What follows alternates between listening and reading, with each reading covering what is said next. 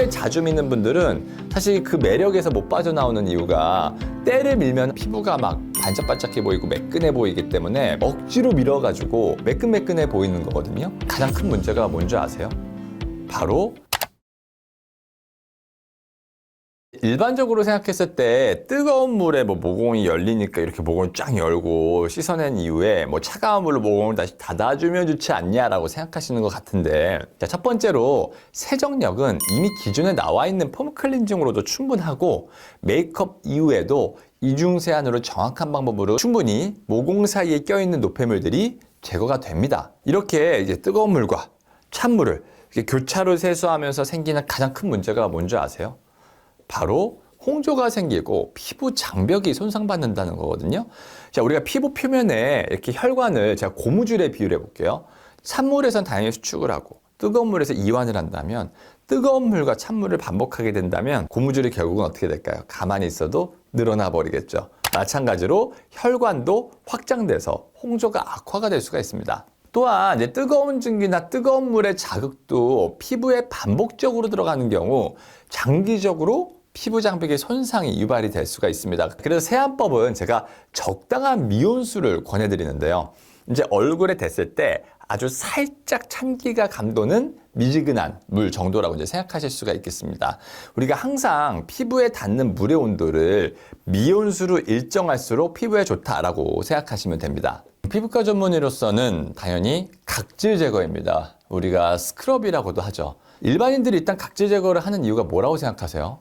뭔가 좀 피부가 매끈해지고 싶고. 그쵸? 그쵸? 욕심인 것 같습니다. 네, 피지 발달이 많은 사람들에게서는 모공을 막고 있는 각질을 제거해 주는 건데, 이 모공 부위에도요, 이 모공이 이렇게 함몰이 되어 있잖아요. 가장 바깥층에 있는 각질층이라는 게 있어요. 근데 이것이 탈락되지 않고 이렇게 두꺼워지게 된다면, 피부 쪽에 각질층이 두꺼워지면 이렇게 되겠지만 모공 부위는 두꺼워지면 입구가 맞겠죠.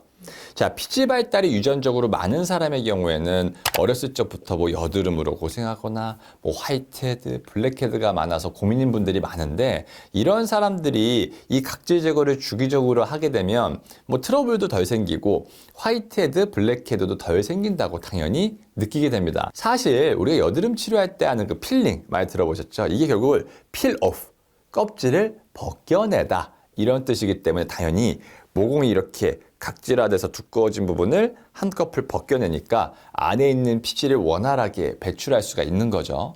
두 번째, 일반 분들이 이 피부 미백을 위해서 사실 각질 제거를 하죠. 우리가 때를 미는 것과 비슷하다고 생각하시면 됩니다. 근데 때는 결국 그 가장 바깥층에 있는 각질층인데, 앞에서 설명한 피부는 우리가 표피와 진피로 나누어져 있고, 그 중에 바깥쪽에 있는 이 표피층이 한 달의 주기로 바닥에서 새로운 세포가 만들어져서 얘네가 위로 올라가면서 납작해지면서 핵이 없어지면서 탈락이 되게 되는데, 이게 보통 한 28일에서 30일을 주기로 탈락이 됩니다. 자, 이러한 것이 약간의 먼지나 피지 그리고 멜라닌 색소 등에 의해서 검게 보이는 것이 바로 뭐다?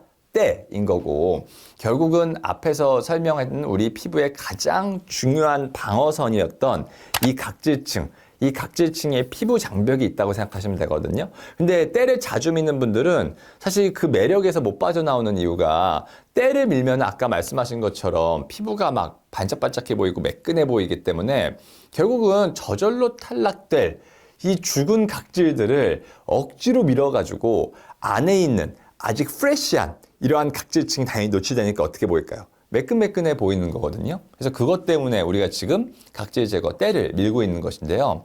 자, 이 각질 제거를 그럼 하면 안 되는 이유에 대해 설명을 드릴게요. 아까 말씀드렸다시피 피부는 표피와 진피로 나뉜다.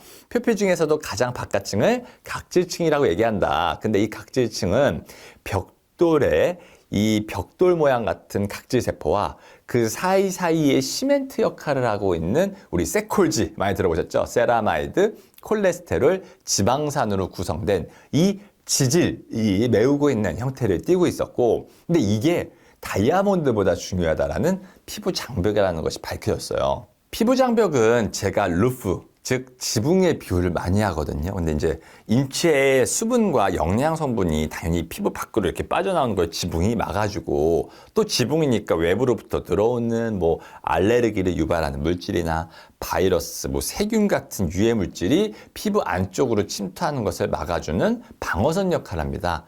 그럼 피부 장벽이 손상받으면 어떨까요? 지붕에 금이 생기고 구멍이 생긴 거라 생각하실 수 있겠죠. 자, 즉 첫 번째, 외부로부터 들어오지 말아야 될 바이러스나 세균들이 침입을 하고, 두 번째, 알레르기를 유발하는 물질들이 평소에는 닿아도 문제가 안 됐던 뭐 화장품이나 물질들이 안쪽으로 침투를 했으니까 알레르기 반응이 나타나게 되는 거고요.